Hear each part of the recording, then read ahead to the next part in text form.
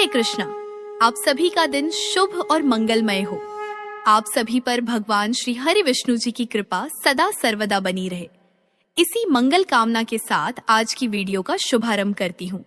आइए शुरू करते हैं आज का अध्याय। सबसे पहले सुनिए कार्तिक मास में नित्य नियम से सुनी जाने वाली कार्तिक स्नान की कहानी। एक नगर में एक ब्राह्मण दंपत्ति रहते थे। वे दोनों प्रतिदिन 7 कोस दूर गंगा और यमुना नदी में स्नान करने जाते थे। इतनी दूर आने जाने से ब्राह्मण की पत्नी थक जाती थी। एक दिन उसने अपने पति से कहा कि हमारा एक पुत्र होता तो कितना अच्छा रहता। बेटे की बहू आती तो हमें घर वापस जाने पर बना हुआ खाना मिलता और बहू घर का काम भी कर देती।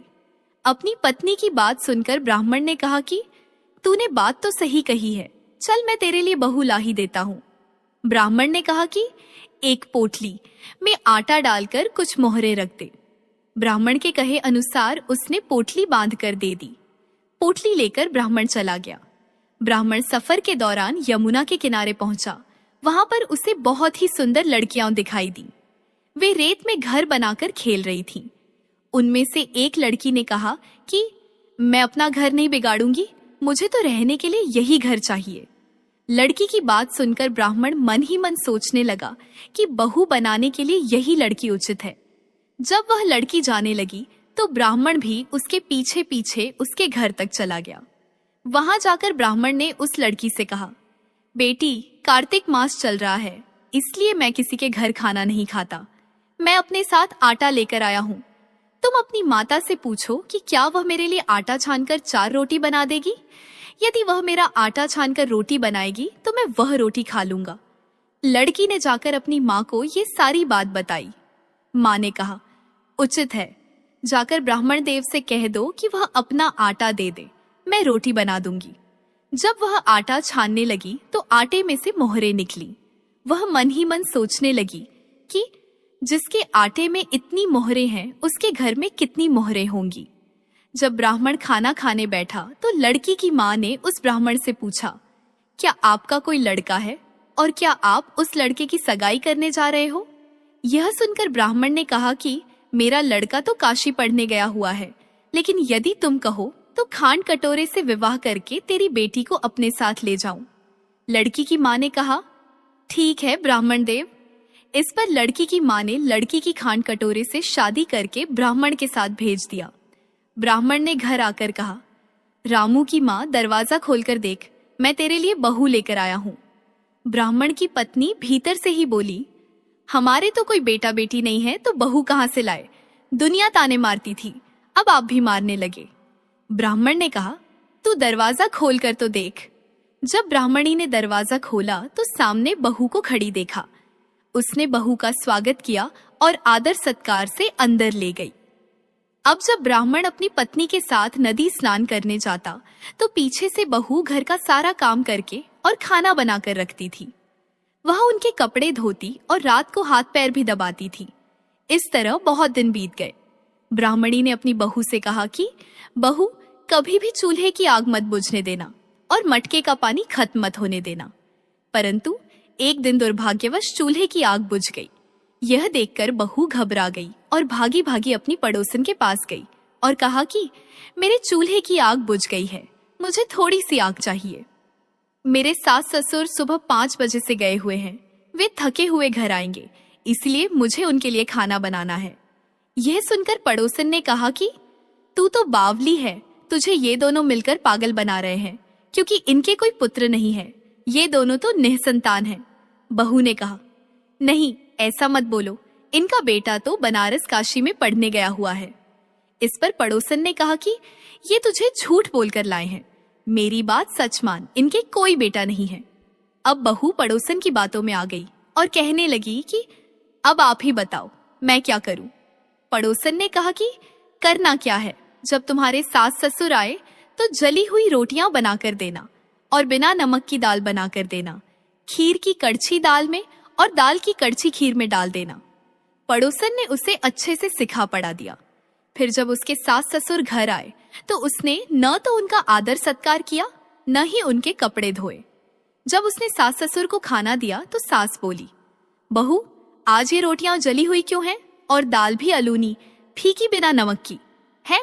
तब बहू ने पलटकर कहा कि एक दिन ऐसा खाना खा लोगे तो कुछ बिगड़ नहीं जाएगा तुम्हारा। सास ससुर को खरी खोटी सुनाकर वह फिर से पड़ोसन के पास गई और बोली कि अब आगे क्या करना है? पड़ोसन ने कहा कि अब तुम सातों कोठों की चाबी मांग लेना। अगले दिन जब सास ससुर स्नान करने के लिए जाने लगे तो बहू अड़ गई कि मुझे तो सातों कोठों की चाबी चाहिए। तब ससुर ने कहा कि इसे चाबी दे दो। तब सास ने बहू को चाबी दे दी। सास ससुर के जाने के बाद जब बहू ने दरवाजे खोले तो देखा कि किसी में अन्न भरा है तो किसी में धन भरा है और किसी कोठे में बर्तन पड़े हैं। जब उसने सबसे ऊपर का 7वां कोठा खोला तो देखा कि शिव जी, पार्वती माता, गणेश जी, लक्ष्मी माता जी, पीपल पथवारी, कार्तिक के ठाकुर, राई दामोदर, तुलसी जी का बिरवा, गंगा, यमुना और 33 कोटि देवी देवता विराजमान हैं। वहीं पर एक लड़का चंदन की चौकी पर बैठा माला जप रहा है। यह सब देखकर उसने लड़के से पूछा कि तुम कौन हो? तब लड़का बोला कि मैं तेरा पति हूँ, अभी दरवाजा बंद कर दे। जब मेरे माता पिता आएंगे तब दरवाजा खोलना। यह सब देखकर बहू बहुत खुश हुई और 16 श्रृंगार कर सुंदर वस्त्र पहनकर अपने सास ससुर का इंतजार करने लगी। उसने अपने सास ससुर के लिए अच्छे अच्छे पकवान बनाए। जब उसके सास ससुर घर पर आए तो उसने उनका आदर सत्कार किया और प्रेम पूर्वक खाना खिलाया और हाथ पैर दबाने लगी। पैर दबाते दबाते बहू ने कहा कि सासू माँ, आप इतनी दूर गंगा यमुना स्नान करने के लिए जाती हो तो आप थक जाती हो, इसीलिए आप घर पर ही स्नान क्यों नहीं करती हो? यह सुनकर सास कहने लगी कि बेटी, गंगा यमुना घर पर तो नहीं बहती है। तब उसने कहा, हाँ माँ जी, बहती है, चलो मैं आपको दिखाती हूँ। जब बहू ने 7वां कोठा खोलकर दिखाया तो उसमें शिव जी, पार्वती जी, गणेश जी, लक्ष्मी जी, पीपल पथवारी, कार्तिक के ठाकुर, राई दामोदर, तुलसी जी का बिरवा, गंगा यमुना बह रही है और 33 कोटि देवी देवता विराजमान है। वही चौकी पर बैठा एक लड़का माला जप रहा है। माँ ने उसे देखकर कहा कि बेटा, तू कौन है? लड़का बोला, माँ, मैं तेरा बेटा हूँ।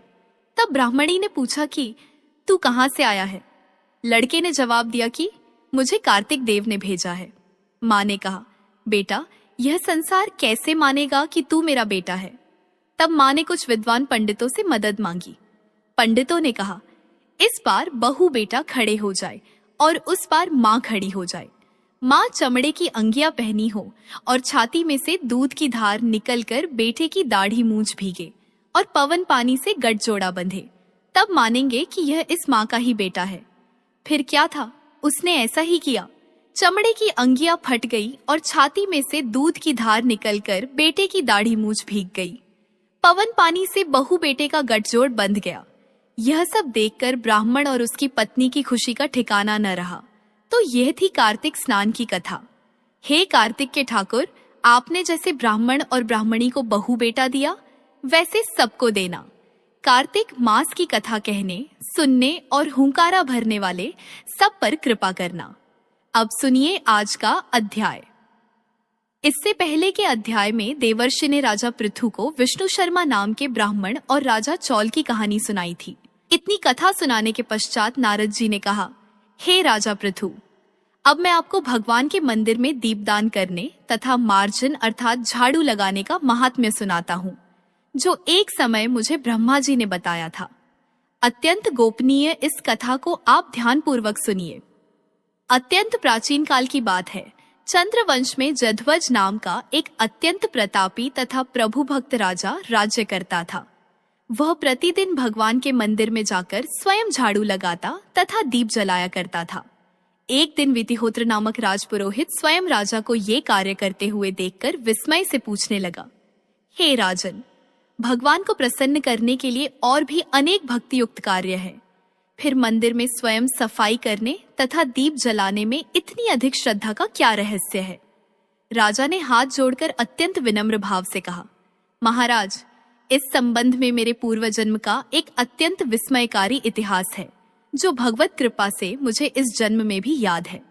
यदि आपका आदेश हो तो वह घटना मैं आपको सुनाऊं। पूर्व जन्म की वह घटना सुनाते हुए राजा जध्वज ने कहा, सतयुग में स्वरोचिष मनवंतर में वेद वेदांगों का जानने वाला एक ब्राह्मण था, जो अत्यंत विद्वान होते हुए भी दुष्कर्मों में लिप्त रहता था। उसके खोटे कर्मों के कारण उसके बंधु बांधवों ने उसका परित्याग कर दिया था। एक दिन भूख प्यास से अत्यंत दुखित हो वह घूमता फिरता नर्मदा नदी के तट पर जा पहुंचा और वहीं पर उसने अपने प्राण त्याग दिए। उसकी स्त्री भी व्यभिचारिणी थी, अतएव उसके बंधुओं ने उसे भी घर से निकाल दिया था। उसी के गर्भ से अत्यंत पापी मैं उत्पन्न हुआ था। उस जन्म में मेरा नाम दंडकेतु था। दूसरों की स्त्रियों, वेश्याओं तथा धन के लिए मैंने गौ, पशु तथा अनेक मनुष्यों की हत्याएं की और इस प्रकार पापपूर्ण जीवन व्यतीत करता रहा। एक रात्रि को किसी दूसरे की स्त्री से भोग करने की इच्छा से मैं एक सूने देवालय में गया। वहां जाकर मैंने वस्त्र से स्थान साफ किया और दीपक जलाया। उस सूने मंदिर में दीपक जलता देखकर ग्राम रक्षक वहां आ गए और मुझे चोर या डाकू समझकर उन्होंने लाठियों से मुझ पर इतने प्रहार किए कि मेरी मृत्यु हो गई। प्राण निकलते ही भगवान के दूत वहां आ गए और मुझे सुंदर विमान में बिठाकर वैकुंठ को ले गए। कार्तिक के महीने में भगवान के मंदिर में झाड़ू लगाने तथा दीपक जलाने से मुझे इतना फल मिला कि कई कल्प तक स्वर्ग में सुख भोगकर अब मैंने चंद्रवंश में जन्म लिया है। यदि श्रद्धा और भक्ति पूर्वक यही क्रिया कार्तिक के पूरे महीने की जाए तो उसके पुण्य का तो कहना ही क्या है, उसका वर्णन ब्रह्मा जी भी नहीं कर सकते। एक अन्य कथा सुनाते हुए नारद जी ने कहा, हे राजा पृथु, अब दूसरे के दीपक जलाने का महात्म्य सुनो।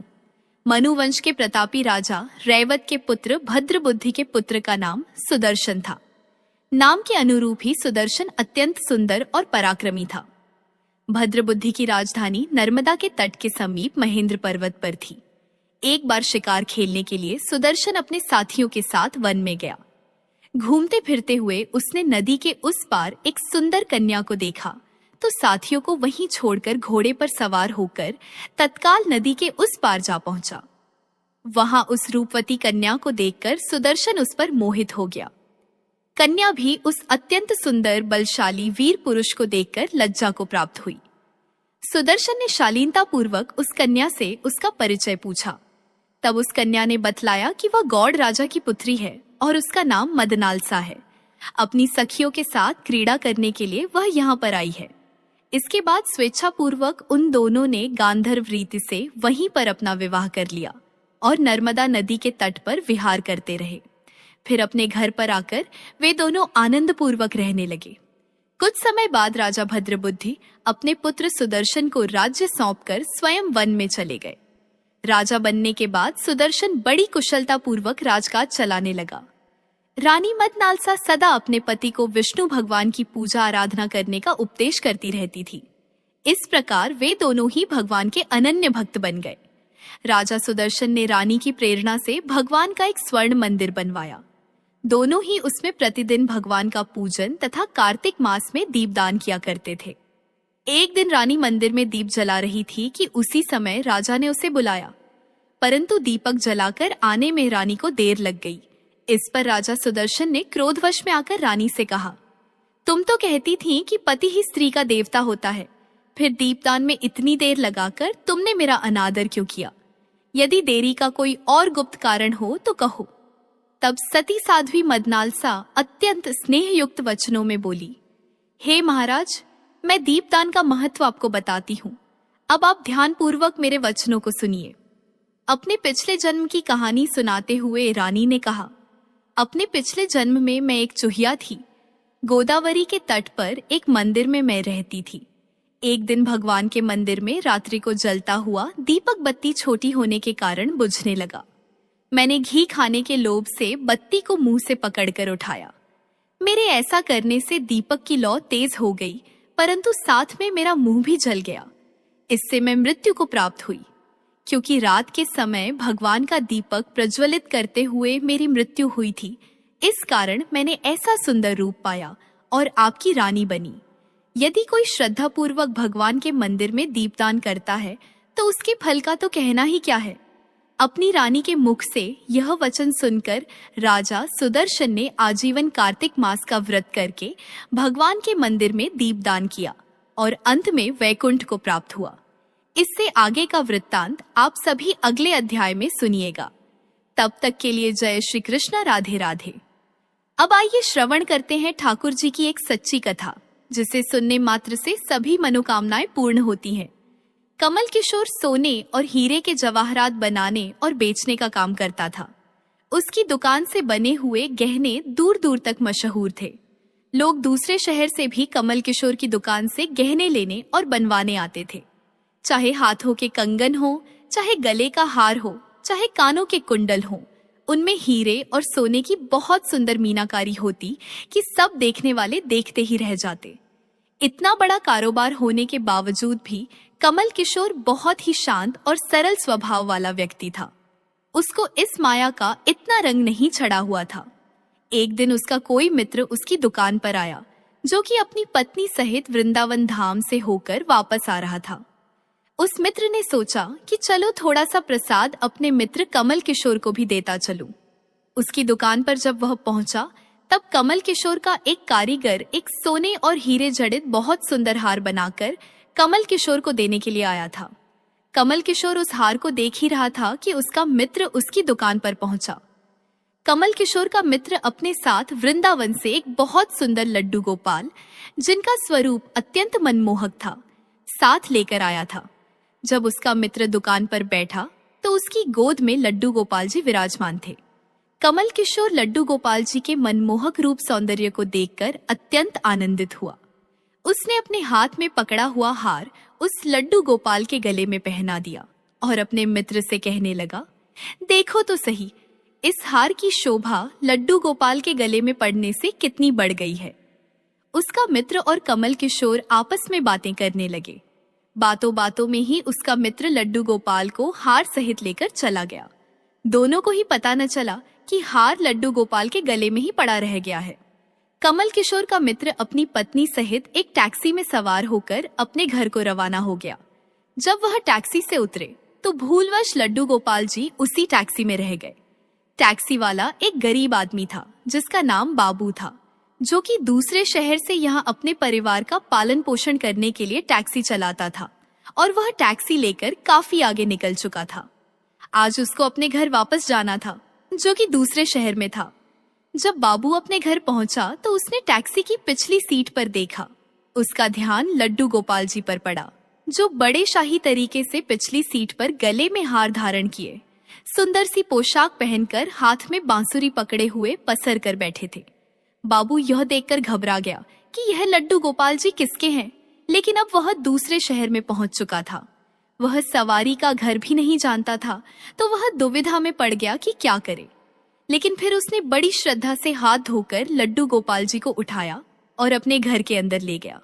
जैसे ही उसने घर में प्रवेश किया, उसकी पत्नी ने उसके हाथ में पकड़े लड्डू गोपाल जी को देखा। इतने सुंदर स्वरूप वाले लड्डू गोपाल जी को देखकर उसकी पत्नी ने झट से उन्हें अपने पति के हाथों से ले लिया। उसकी पत्नी की शादी को 8 वर्ष हो चुके थे, पर अभी तक कोई संतान नहीं थी। लेकिन गोपाल जी को हाथ में लेते ही उसका वात्सल्य भाव जाग उठा। उसकी ममतामयी आंखों से आंसू झरने लगे। ममतावश उसने ठाकुर जी को गोद में उठाया और उसे ऐसा लगा जैसे उसने अपने ही बच्चे को गोद में लिया हो। उसके स्तनों से अपने आप दूध निकलने लगा। अपनी ऐसी दशा देखकर बाबू की पत्नी मालती बहुत हैरान हुई। उसने गोपाल जी को सीने से कसकर लगा लिया और बोली, अरे बाबू, तुम नहीं जानते कि आज तुम मेरे लिए कितना अमूल्य रत्न लेकर आए हो। बाबू कुछ समझ नहीं पा रहा था कि पत्नी को क्या हो गया है, पर मालती तो जैसे बावरी हो गई थी। वह जल्दी से ठाकुर जी को अंदर ले गई और बोली, अरे लाला, इतनी दूर से आए हो, तुम्हें भूख लगी होगी। उसने जल्दी जल्दी मधु और घी से बनी छुरी बनाकर और दूध गर्म करके ठाकुर जी को भोग लगाया। उधर कमल किशोर ने जब अपनी दुकान पर हार को न देखा तो याद आया कि हार तो ठाकुर जी के गले में ही रह गया है। उसने अपने मित्र को संदेश भेजा तो मित्र ने जवाब दिया, अरे मित्र, वह माखन चोर और चित्तचोर हार सहित खुद ही चोरी हो गया है। मैं तो खुद परेशान हूँ। कमल किशोर थोड़ा परेशान हुआ कि इतना कीमती हार न जाने कहाँ चला गया। उसे लाखों का नुकसान हुआ, पर अपने सरल स्वभाव के कारण उसने कुछ नहीं कहा। उसने मन में सोचा, कोई बात नहीं, मेरा हार तो ठाकुर जी के ही अंग लगा है। अगर मेरी भावना सच्ची है तो ठाकुर जी उसे पहने रहेंगे। उधर बाबू और मालती दिन रात ठाकुर जी की सेवा करने लगे। अब तो लड्डू गोपाल जी उन्हें अपने बेटे जैसे लगने लगे। ठाकुर जी की कृपा से मालती के घर एक सुंदर बेटी का जन्म हुआ। वे दोनों इस सब का श्रेय लड्डू गोपाल जी को देने लगे। मालती रात को उठ कर ठाकुर जी का ध्यान रखती थी कि कहीं उन्हें कोई कष्ट तो नहीं। इसी बीच एक दिन कमल किशोर को व्यापार के सिलसिले में उसी शहर जाना पड़ा जहां बाबू रहता था। लेकिन दुर्भाग्य से जब वह वहां पहुंचा तो अचानक से इतनी बारिश शुरू हो गई कि वह अपनी मंजिल तक नहीं पहुंच सका। तभी बाबू अपनी टैक्सी लेकर आया और बोला, बाबूजी, आप यहाँ क्यों खड़े हैं? बारिश तो रुकने वाली नहीं, मेरा घर पास ही है, अगर चाहें तो चलिए। कमल किशोर पहले तो थोड़ा झिझका, लेकिन और कोई चारा न देखकर उसके साथ चला गया। बाबू का घर छोटा पर बहुत सलीके से सजा हुआ था। भीतर से इत्र की ऐसी सुगंध आ रही थी कि मन प्रसन्न हो गया। जब मालती ने भोजन परोसा तो वह भोजन अमृत समान लगा। कमल किशोर का ध्यान बार बार उस कोने की ओर जा रहा था जहां से एक अजीब सा प्रकाश निकल रहा था। उसने बाबू से पूछा, भाई, अगर बुरा न मानो तो बताओ उस दिशा में क्या रखा है? मेरा ध्यान बार बार उधर जा रहा है। बाबू मुस्कुराया और बोला, वहां हमारे घर के सबसे अहम सदस्य लड्डू गोपाल जी विराजमान हैं। कमल किशोर ने कहा, क्या मैं उनके दर्शन कर सकता हूँ? मालती उन्हें उस कोने में ले गई। जब कमल किशोर ने लड्डू गोपाल जी को देखा तो स्तब्ध रह गया। यह तो वही ठाकुर जी हैं और यह वही हार है जो मैंने अपने मित्र के लड्डू गोपाल को पहनाया था। उसने विनम्रता से पूछा, भाई, ये ठाकुर जी तुम कहाँ से लाए? बाबू ने सब कुछ सच सच बता दिया, कैसे उसे यह सौभाग्य मिला और ठाकुर जी के घर आने से उनका दुर्भाग्य सौभाग्य में बदल गया। कमल किशोर बोला, क्या तुम जानते हो यह हार कितने का है? बाबू और मालती ने हाथ जोड़कर कहा, जो वस्तु हमारे लड्डू गोपाल जी के अंग लग गई उसका मूल्य हम नहीं जानना चाहते। हमारे लाला के सामने किसी हार का कोई मोल नहीं। कमल किशोर चुप रह गया। उसने सोचा, चलो अच्छा है, मेरा हार ठाकुर जी ने अपने अंग लगाया है। अगले दिन जब वह लौटने लगा, बाबू उसे टैक्सी से छोड़ने गया। जब कमल किशोर उतरने लगा तो बाबू ने आवाज दी, बाबूजी, जरा रुको, आपका कोई सामान रह गया है। कमल किशोर ने कहा, मैंने तो कुछ नहीं छोड़ा। लेकिन बाबू बोला, यह बैग तो आपका ही है। जब कमल किशोर ने बैग खोला तो उसमें बहुत सारे पैसे थे, उतने ही जितनी हार की कीमत थी। वह भाव विह्वल हो गया। उसकी आंखों में आंसू आ गए। उसने कहा, जब तक मैंने निश्चल भाव से ठाकुर जी को हार पहनाया, उन्होंने उसे धारण किया, पर जैसे ही मैंने उसका मूल्य गिनना चाहा, ठाकुर जी ने मेरा अभिमान तोड़ने के लिए मुझे पैसे लौटा दिए। वह ठाकुर जी से क्षमा मांगने लगा। फिर बोला, हमारे अंदर ऐसे भाव होने चाहिए जिनमें अहंकार नहीं, केवल विनम्रता हो। ठाकुर जी जैसा चाहते हैं वैसा ही होता है। हम तो केवल निमित्त मात्र हैं। ठाकुर जी को कौन वृंदावन से लाया और किसके घर विराजमान हुए, यह सब उनकी ही लीला है। जिसके घर रहना है, जिसकी सेवा लेनी है, वह सब जानते हैं। हम बस अपने भाव शुद्ध रखें। ठाकुर जी बड़े बड़े पकवानों से नहीं, बल्कि भाव से खिलाई गई छोटी से छोटी वस्तु भी प्रसन्न होकर ग्रहण कर लेते हैं। एक बार प्रेम से बोलिए, बांके बिहारी लाल की जय। अब सुनिए कार्तिक मास में नित्य नियम से सुनी जाने वाली नित्य नेम की कथा। इस कहानी को सीता माता कहती थीं और प्रभु श्री राम सुना करते थे। एक दिन श्री राम भगवान को किसी काम के लिए बाहर जाना पड़ा तो सीता माता कहने लगी कि भगवान, मेरा तो 12 वर्ष का नित्य नेम है, अब आप बाहर जाएंगे तो मैं अपनी कहानी किसे सुनाऊंगी। तब भगवान श्री राम ने कहा कि सीते, आप कुएं की पाल पर जाकर बैठ जाना और वहां पर जो भी औरतें पानी भरने आएंगी उन्हें अपनी कहानी सुना दिया करना। सीता माता कुएं की पाल पर जाकर बैठ गई। तभी एक स्त्री आई। उसने रेशम की जरी की साड़ी पहन रखी थी और सोने का घड़ा ले रखा था। सीता माता उसे देखकर कहने लगी, बहन, मेरा 12 वर्ष का नित्यनेम सुन लो। पर वह स्त्री बोली कि मैं तुम्हारा नित्यनेम सुनूंगी तो मुझे तो घर जाने में देर हो जाएगी और मेरी सास मुझसे झगड़ा करेगी। इसलिए उसने कहानी नहीं सुनी और अपने घर चली गई। लेकिन उसके घर जाते ही उसकी रेशम जरी की साड़ी फट गई और सोने का घड़ा मिट्टी के घड़े में बदल गया। सासू ने देखा तो पूछा, अरे बहू, ये किसका दोष अपने सिर लेकर आ गई है? बहू बोली, माँ जी, कुएं पर एक औरत बैठी थी। उसने अपनी कहानी सुनने के लिए कहा, लेकिन मैंने नहीं सुनी। शायद उसी का यह फल मुझे मिला है। बहू की बात सुनकर अगले दिन वही साड़ी और वही घड़ा लेकर सास कुएं की पाल पर गई। सास को वहीं पर सीता माता बैठी मिली तो माता सीता ने कहा, बहन, मेरी कहानी सुन लीजिए। सास बोली, एक बार छोड़, मैं तो 4 बार कहानी सुन लूंगी। तब सीता माता बोली, राम आए, लक्ष्मण आए, देश के पुजारी आए, नित नेम का नेम लाए। आओ राम, बैठो राम, तपी रसोई जीमो राम, माखन मिश्री खाओ राम, दूध बताशा पियो राम, सूत के पल का मोठो राम, शाल दुशाला पोठो राम, शाल दुशाला ओढ़ो राम। जब बोलूं राम ही राम, राम संवारे सबके काम, खाली घर भंडार भरेंगे, सबका बेड़ा पार करेंगे, श्री राम जय जय राम। सासू बोली, बहन, कहानी तो बहुत अच्छी लगी। फिर कहानी सुनकर सासू घर चली गई और उसकी साड़ी फिर से रेशम जरी की बन गई। मिट्टी का घड़ा भी फिर वापस से सोने के घड़े में बदल गया। बहू ने देखा तो कहने लगी, सासू माँ, आपने यह सब कैसे किया? सासू बोली, बहू, तू दोष लगाकर आई थी और मैं अब दोष उतार कर आ रही हूँ। बहू ने पूछा कि माँ जी, वह कुएं वाली स्त्री कौन है? सासू ने बताया कि वह तो सीता माता थी। वह पुराने से नया कर देती है और खाली घर में भंडार भर देती है। वह लक्ष्मी जी का वास घर में कर देती है और मनुष्य की जो भी इच्छा हो उसे पूर्ण कर देती है। बहू बोली, माँ जी, फिर तो ऐसी कहानी मुझे भी सुना दो। सास बोली कि ठीक है, तुम भी सुनो। फिर सास ने कहानी शुरू की। राम आए, लक्ष्मण आए, देश के पुजारी आए, नित्य नेम का नेम लाए। आओ राम, बैठो राम, तपी रसोई जीमो राम, माखन मिश्री खाओ राम, दूध बताशा पियो राम, सूत के पलका मोठो राम, शाल दुशाला पोठो राम, शाल दुशाला ओढ़ो राम। जब बोलू राम ही राम, राम संवारे सबके काम, खाली घर भंडार भरेंगे, सबका बेड़ा पार करेंगे, बोलो श्री राम जय जय राम। कहानी सुनकर बहू बोली, माँ जी, कहानी तो बहुत अच्छी है। सासू ने कहा, ठीक है, अब से हम इस कहानी को रोज किया करेंगे। अब सास बहू रोज सवेरे उठती, नहाती धोती और पूजा करने के बाद नित्य नेम की सीता माता की कहानी कहती। एक दिन की बात है, उनके यहाँ पड़ोस की एक औरत आई और बोली कि बहन, जरा सी आंच, आग तो देना। तो बहू बोली कि आंच तो अभी हमने जलाई ही नहीं। पड़ोसन बोली, तो फिर तुम सुबह 4 बजे से उठकर क्या कर रही हो?